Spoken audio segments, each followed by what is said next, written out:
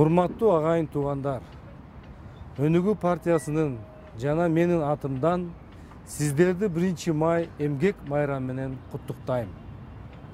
Жакындарыбыз, туугандарыбыз жакшы жашасын деп, иштеген ишканалар өркүндөсүн деп, жана эң маанилүүсү мекенибиз Кыргызстан өнүксүн деп эмгектенебиз. Менин сиздерге кааларым ак эмгек жогору баланып, сиздерге киреше алып келип, жана ички жан дүйнөңүзгө туура келсин. Өлкөбүздө 100дөн ашуун улуттар үчүн бир мекен, жана баарыбызды эмгектенүү бириктирет. Өнүгүү партиясы өз аракеттери менен элдин жашоосун жакшыртууга салым кошууда. Ак эмгегибиз журтубузга молчулукту жана токчулукту алып келсин.